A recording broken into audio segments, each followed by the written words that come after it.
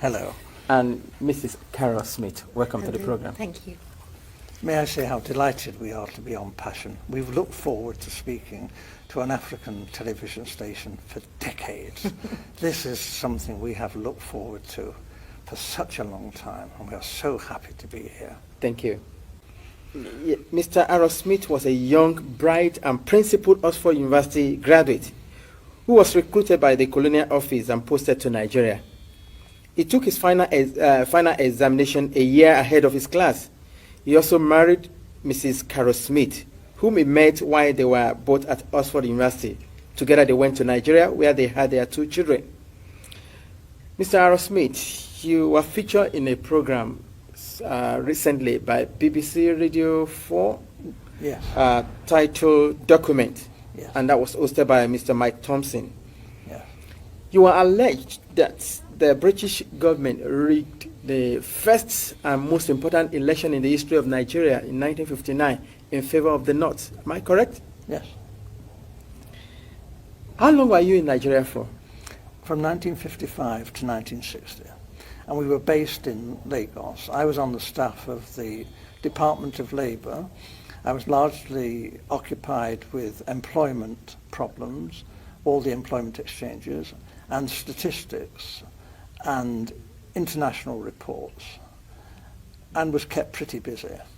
I was also stationed in Lagos in charge of the capital and the port. I was the port labour officer as well, and I also devised a port labour scheme and later a social security scheme, which was one of the first in Africa, which guaranteed workers some income after they'd finished work.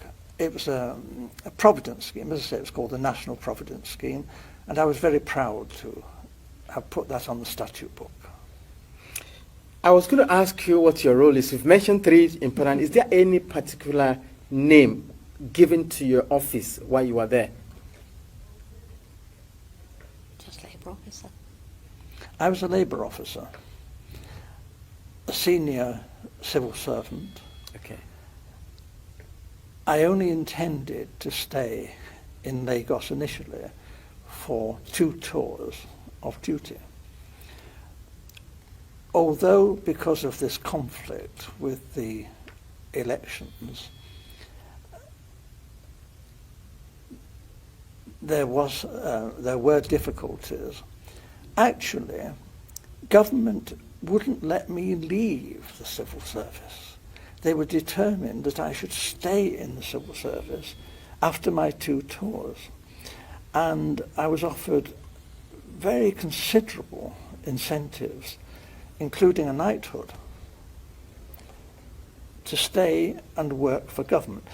Primarily this was because I had access to state secrets. I learned, and the Governor-General himself confirmed this to me, that the elections were rigged, contrived. The intention was that the North should rule Nigeria. Even in '56, the northern leaders were very proud and were saying, if they couldn't run Nigeria, never mind elections, they might not join Nigeria, they might leave. And we all thought, well, how would they survive? There were no industries, there's not a great deal of agriculture, some groundnuts in the north. This wasn't very practical at all. And then it was, the Governor-General seemed to be thinking that the North couldn't, even if it won an election, rule Nigeria by itself. The South wouldn't stand for that. So there had to be a partner, either the Igbos in the east or the Yoruba in the west, to team up with the North. What he didn't want was for the 2 southern parties, the Igbo and the Yoruba, to team up to form the government, because he believed the North wouldn't tolerate that and talked about leaving the federation. So as I learned, in a small way at first, but very rapidly I learned about the election fixing, and as I say, this was confirmed to me by the Governor-General. He actually said that he wanted me to know the truth, because he wanted me to know how much trouble I was in. You mentioned statistics. You were collecting figures. Yes. Is that for labor and unemployed people only, or general? Primarily, but obviously my interest was in the population of generally. Nigeria. Yes, and Awolowo, the Yoruba leader of the action group, yep. and Chief Enaharo, they too, other people were saying, where are all these millions of people in the north? Where are they? We're going up there to campaign. We want to know, you know. And you see all these, you know, thousands of miles of not very developed countryside, and yet the northerners are claiming that their voting registration figures are larger than in the south, you know, larger, far more people up there. Well, actually, if you went through the Igbo land, you know, Enugu and that, you saw lots and lots of people. If you went to Ibadan, again, Ibadan teeming, you know, with millions of people. But we didn't actually see many northerners, and obviously not many northerners at that time came to Lagos.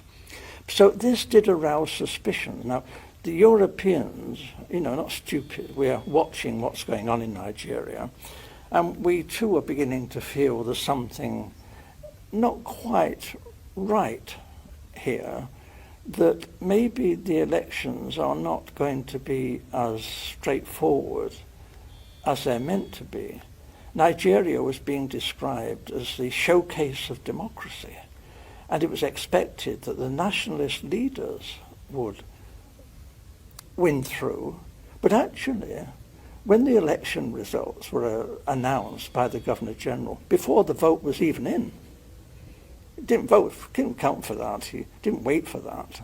I have to tell you, the British were counting the votes, and the British cannot be trusted. They look after their friends.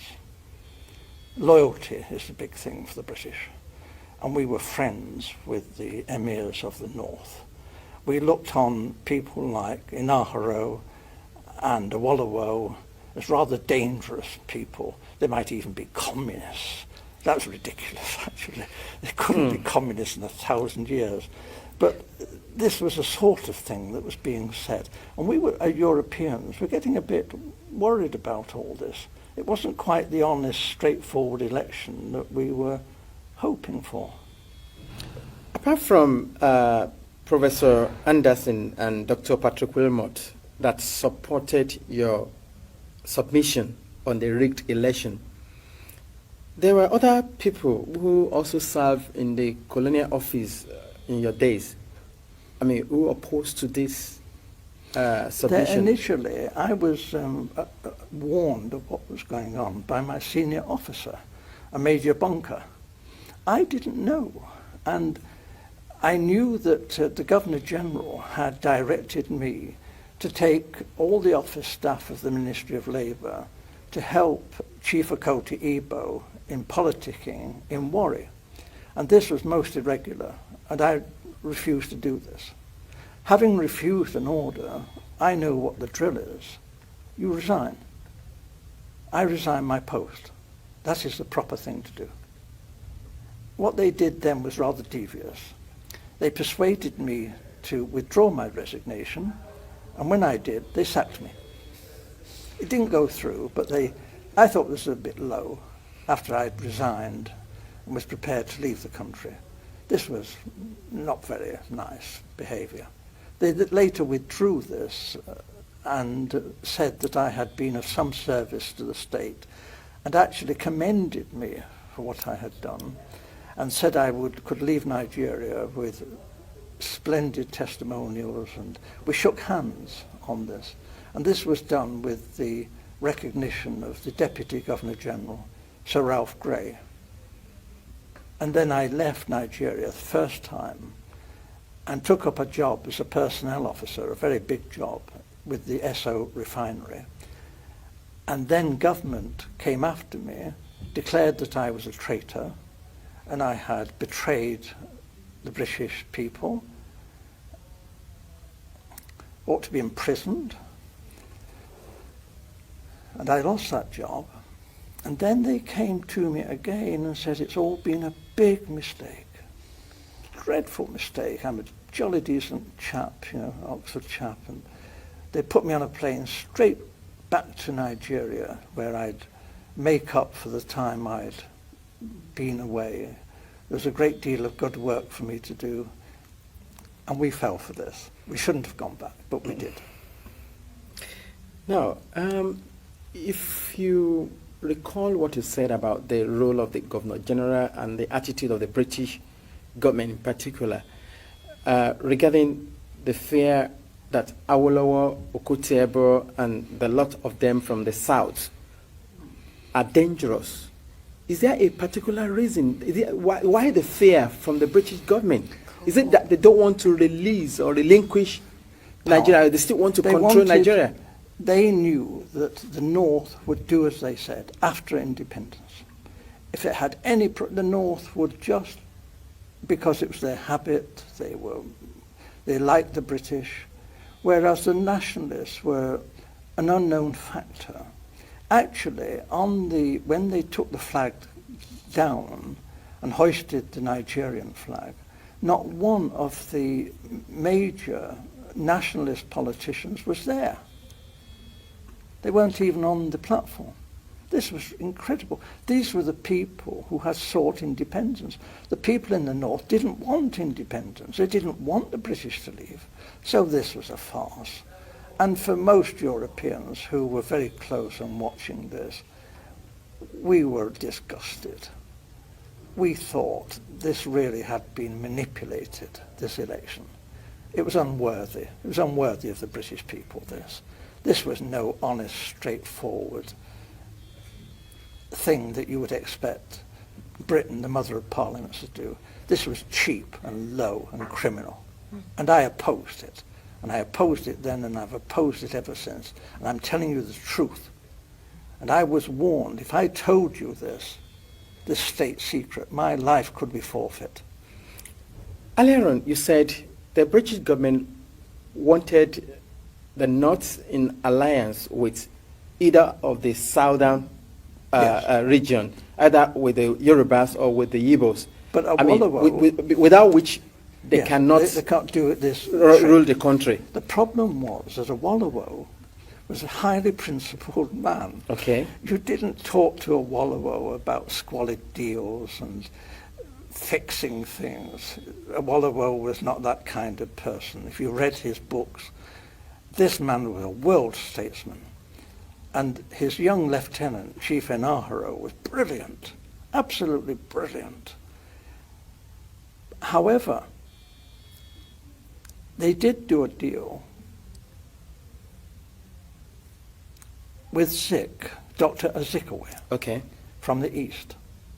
Dr. Azikiwe, there was this big problem in Nigeria. It's the same big problem in America and in Britain. How do you get funds to fight elections? The candidates in Nigeria had no money, but they did have marketing boards, which were a kind of semi-nationalized industry. And they borrowed money from the marketing boards. But there was a suspicion that Dr. Azikiwe, who has formed his own bank, the African Continental Bank, was actually bankrupt. But he was borrowing very large sums of money from the marketing boards and not necessarily repaying the loans. Mm. We knew this. We had a great secret service. All the politicians' phones were tapped. All the politicians' mail was opened. Everything that any major politician did in Nigeria, we knew in hours. We watched. We knew all that was going on. Are you saying, in essence, that Dr. Azikiwe took money?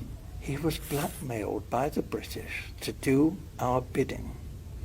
We told Dr. Azikiwe that he could go to prison if an inquiry was carried out into his bank and his financial circumstances. However, we would not want to be vindictive if Dr. Ezekwe was cooperative in helping forward the plans that we had made in the best interests of Nigeria. Dr. Ezekwe has nothing in common with the northern politicians. He loathed the northern politicians. But Dr. Ezekwe went north and did as he was told. And what he was promised was this: the real power, effective power, would be in the hands of the northern emirs. However, it would look great if the president was Dr. Ezekwe and he was given a field marshal's uniform and an admiral's uniform. He asked, please, could he have a row of medals? But they said, well, no, that was a bit difficult, to get the medals. So when the ambassadors started arriving, he was known to be asking people from foreign countries, perhaps they had a medal for his uniform.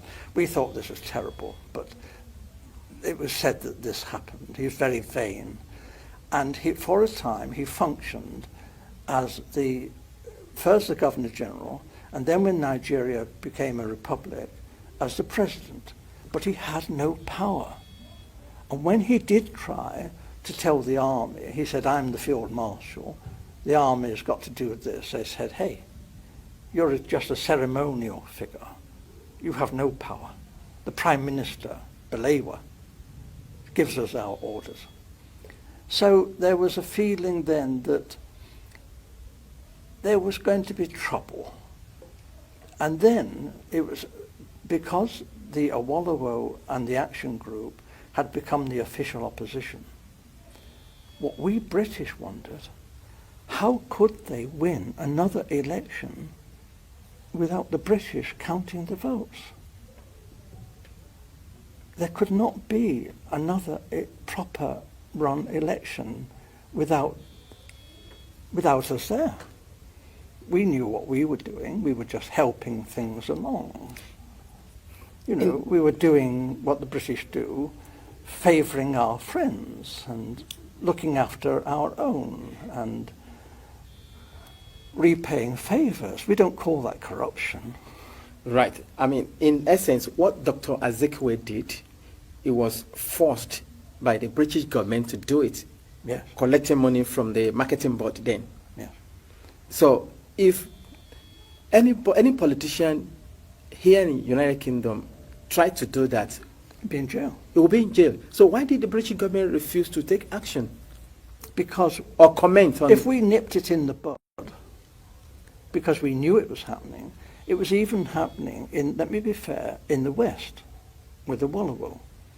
They were taking some money. They meant to repay it perhaps, but they were taking money. And I would have said, issue a warning now and say, you've got to behave, because if this is allowed to go on, it'll be a major offence.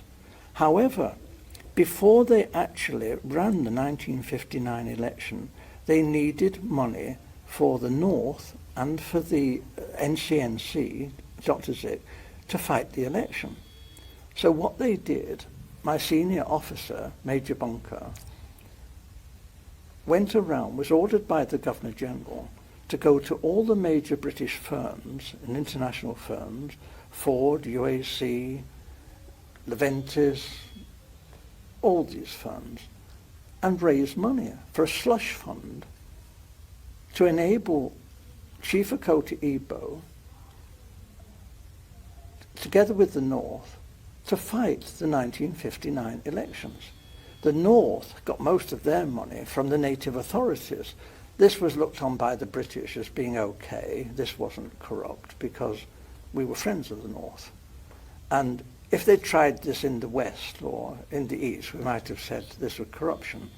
But because it happened in the North, the native authorities' public money was poured into the government party, the NPU. So this obviously was a terrible fiddle. We were discriminating against the southern politicians in favour of these northern emirs. What we saw was that the this would not be the first act of treachery.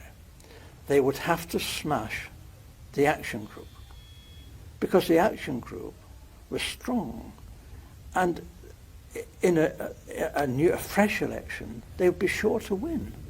They were pretty honest and regular guys, and a lot of the British quite admired Awolowo for his brain power, and they admired Chief Inahro as a bit cheeky and young and spirited, and they were both quite admired, you know, as they was like right-wing Labour people, nothing revolutionary. And so a great deal of money was raised by my senior officer, Major Bunker, before the 1959 election. And this was money put up by United Africa, by Ford, Shell, BP, and my wife, who was the personal assistant to the general manager of BP Nigeria. She's not going to tell you anything because she was a confidential secretary. I can only tell you that we were very well informed on some of the hanky-panky that was going on in Lagos. Having revealed now that the election of 1959 was rigged, the census figure were cooked, I don't know if you have been following the ongoing in Nigeria today. Yes, of course. The last general election, yes. The 1979-1980 election, I mean, in which Azekwe was the beautiful bride, and I mean... But I have to tell you, sir, that I'm not going to comment. Okay. I cannot interfere in Nigeria's domestic politics. I'm a historic figure.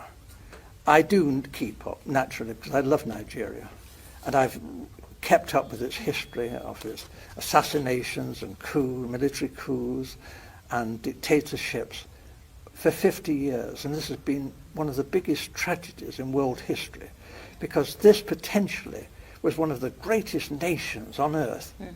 Nigeria was packed with educated, decent people who wanted to serve their country.